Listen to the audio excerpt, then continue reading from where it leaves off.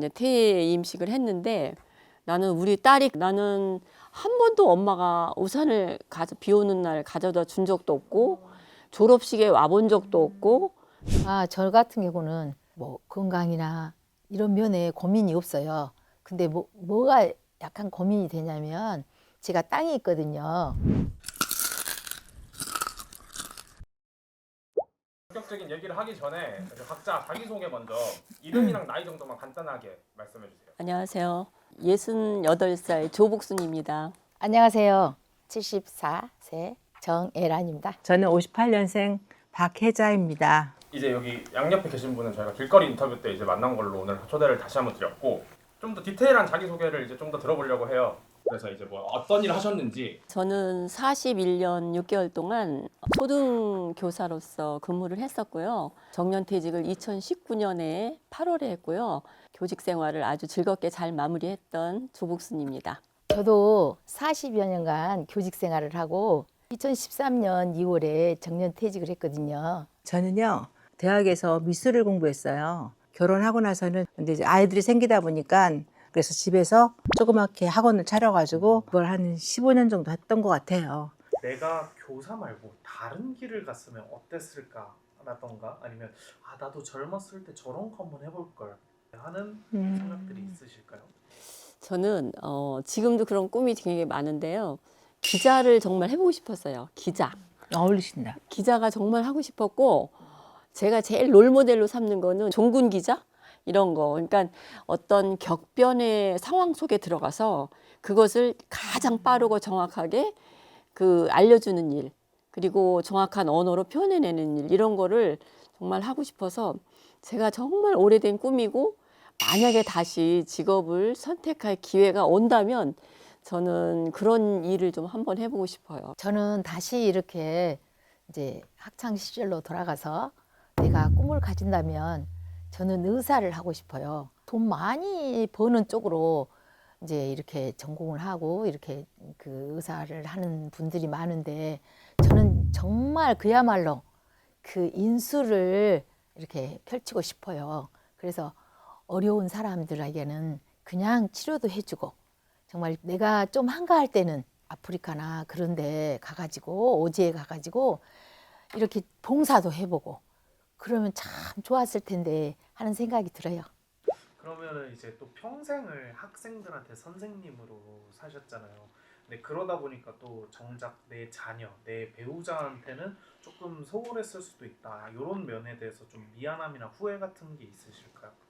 많죠. 저는 이제 퇴직할 때 이제 가족들이 와서 이제 퇴임식을 했는데 나는 우리 딸이 그렇게 이제 집에서 글을 써갖고 왔더라고요. 뭐라고 했냐면 자기가 정말 섭섭했던 일을 얘기하는 거예요. 나는 한 번도 엄마가 우산을 비 오는 날 가져다 준 적도 없고 졸업식에 와본 적도 없고 그다음에 무슨 운동회 하는 날 엄마가 와서 밥 싸갖고 와서 해준 적도 없고 그래서 엄마가 너무 자기 생각에는 우리 엄마가 계모가 아닐까 이렇게 생각하면서 컸다는 거예요. 근데 이제 생각하니 엄마로서는 가장 최선의 길이었고 자기가 이제 엄마의 삶을 이해한다. 또 아이도 키우면서 보니까 이제 결론이 이렇게 마무리를 지은 글이었는데 딸이 말이 맞았던 것 같아요. 좀 이렇게 빈틈도 보이고 선생님이지만 조금 어떤 완벽함, 철저함 이런 거보다는 엄마 선생님도 좀 아파. 그래서 선생님도 결근도 할 수 있어. 너희도 아프지. 선생님도 아픈 때가 있거든. 이렇게 하면서 아픔을 공유하고 어루만져 갔으면 오히려 우리 반 아이들에게 더 따뜻한 선생님이지 않았을까. 너무 책임만을 강조하고 그다음에 자기 하는 거에 철저함을 강조해서 아이들도 선생님이 너무 그러니까 다가가기 힘든 선생님이 아니었을까. 이런 생각을 제가 뒤늦게 하면서 좀 후회를 많이 했습니다. 그런 면이 있어요. 저 같은 경우는 이제 아들이 둘인데 아들들을 이제 아빠가 좀 이제 엄하게 못 하셔요. 그래서 이제 제가 말하자면 엄마가 더 목소리가 더 크고 또 뭐 또 하지 말으라 뭐 제약을 많이 하고 이렇게 했었어요. 그랬는데 이제 지내놓고 보니까 남자애들은 아빠를 보면서 닮아가는데 그런 것들이 좀 부족하지 않았는가 제가 이제 이건 안 된다, 저거는 해도 되고 이런 식으로 좀 이제 집에서 제약을 많이 두었는데 그런 제약을 두지 않았다라면 더 자유스럽게 자기들 할 일을 더 하지 않았을까. 그리고 이제 남편한테도 그런 면에서 좀 미안한 생각이 들죠. 저는 딸이 셋이 있어요. 근데 제가 딸을 저 시기에 맞게끔 걔네 의견도 물론 존중을 했지만 이렇게 가는 게 낫겠다 싶어갖고 제 의지를 많이 반영을 했어요. 근데 지금 그 결과 정말 자기네들이 하고 싶었던 걸 못한 아이가 후회를 해요. 왜 그때 엄마 그거 내가 할 때 그냥 더 밀어주지 왜 맞게 했어. 그 얘기를 들을 때 제가 후회를 해요. 그래, 너가 좋아하는 일을 하면서 사는 게 굉장히 행복한 건데 왜 내가 그때 너 그렇게 막았지? 그런 후회가 있고요. 그다음에 또 남편한테는 좀 다정한 성격이 아니에요. 애교도 못 부리고. 근데 좀 요즘 저 남편이 조금 아프거든요. 좀 더 다정하게 해줄 걸, 좀 따뜻하게 해줄 걸, 그런 후회가 있습니다. 은퇴하시고 나서 좀 선생님이라는 칭호 때문에 좀 불편했던 적이 있으실까요? 그러니까 선생님이라는 그 속에는 어떤 게 내재되어 있냐면은 항상 좀 모범적이어야 되고 바르게 해야 되고 이런 것들이 있기 때문에 길 가다가 선생님 하면 뒤돌아보면서 아, 나는 선생님 아니지. 근데 늘 선생님에 대해서 가지고 있는 어떤 강박 같은 거는 있어요. 그런데 이제 그 사회에서 선생님이라는 말이 너무 많이 혼용되는 거예요. 진짜 선생님이 아니고 그냥 누구나 다 선생님이에요. 그냥 뭐 선생님 생각은 어떠세요? 선생님 괜찮으시겠어요? 그러니까 선생님이 학교의 선생님이 아니고 사회에 있는 모든 사람들이 무수한 사람들이 다 선생님의 그런 거로 불리니까 그때 제가 무슨 생각이 드냐면 아 그래 이거 선생님에 국한되는 일은 아니었구나. 너무 그렇게 강박적으로 생각할 일은 아니네.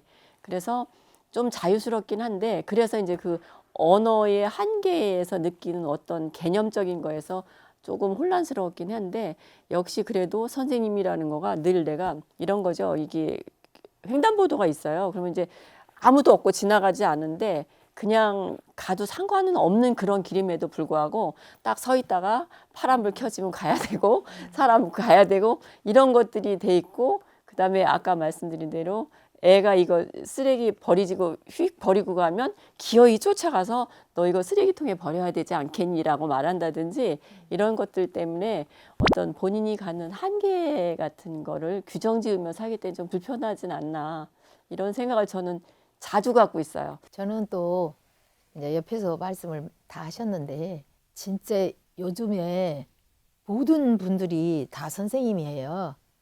말하자면 좀 편리하게 부르기가 쉬워서 그렇게 불러지겠죠. 그런데 정말 그 선생님이 선생님다운 선생님이 아니라는 생각이 들어요.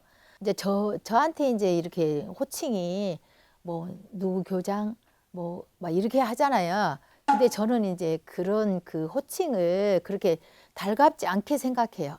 그러니까 이미 이제 나는 그 전직이었고 지금 현재는 내가 그 직장을 갖고 있지 않기 때문에 나를 구태여 그렇게까지 부를 필요는 없다 하고 제가 이제 넌지시 말을 하거든요.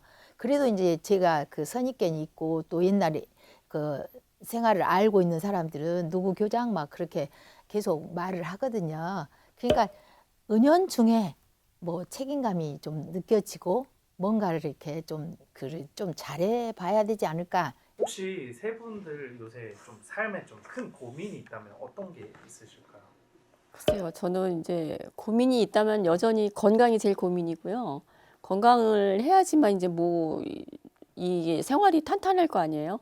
근데 이제 저는 관절 쪽에 다 이제 별로 튼튼하지 못하니까 늘 생각 속에 그 건강에 대한 생각이 많은데 제 친구가 맨날 야, 너 건강 염려증이야. 그거 너무 염려하는 것도 그거 자체가 또 문제다.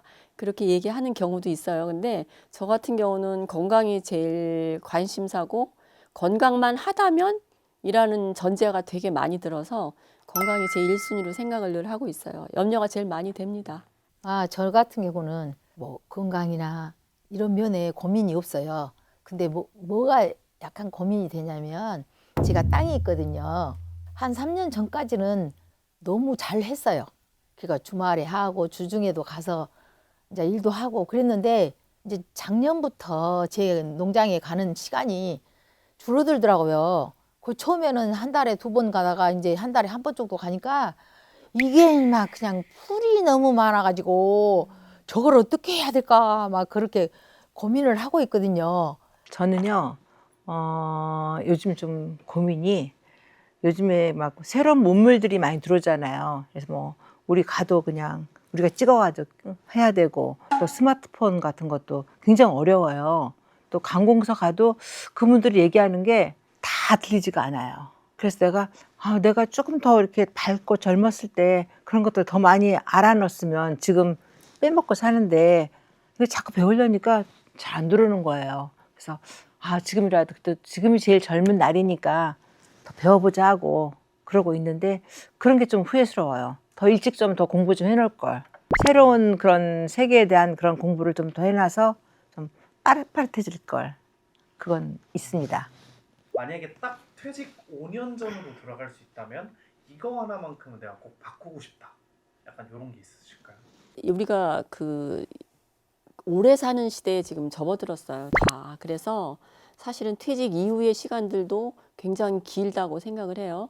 그래서 이제 그게 반드시 돈에 관계된 어떤 그 나의 뭐 생활을 윤택하게 한다 이런 거보다는 제가 생각하면 이제 다시 5년 전으로 돌아간다 생각하면 제가 지금 7년째인데 저는 그 몸을 움직여서 하는 걸 좀 배워두고는 싶었었어요. 예를 들어서 쓰임이 오래 가는 것들, 쓰임이 오래되는 직업.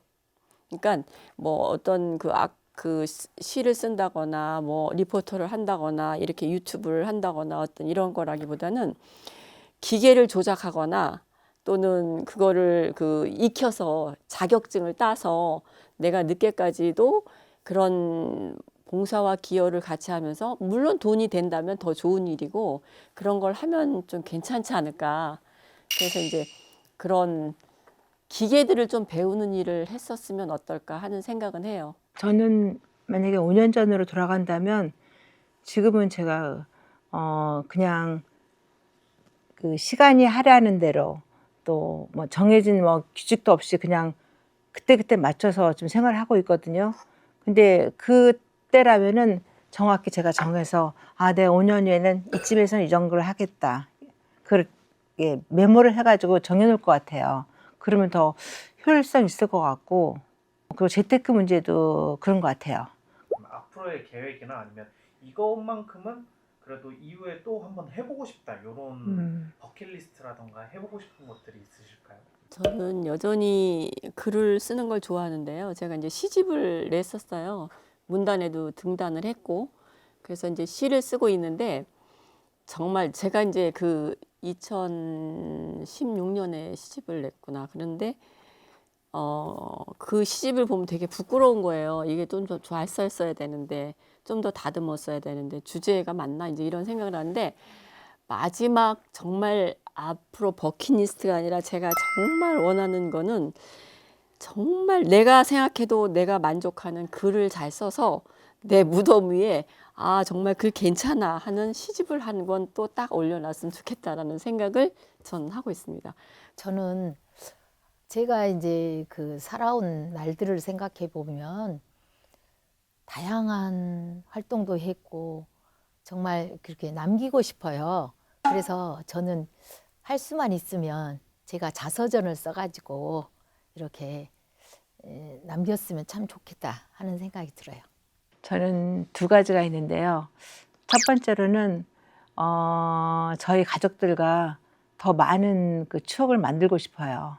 같이 뭐 물론 외국 여행도 좋겠지만 국내 이쁜 곳들 다니면서 같이 이렇게 재밌게 서로 이렇게 지내고 싶고요. 2번째는 제가 하다 못한 그 그림 공부를 더 하고 싶고요. 그렇게 해서 작은 전시회 같은 것도 하고 싶고 그게 2가지가 지금은 제 머릿속에 있습니다.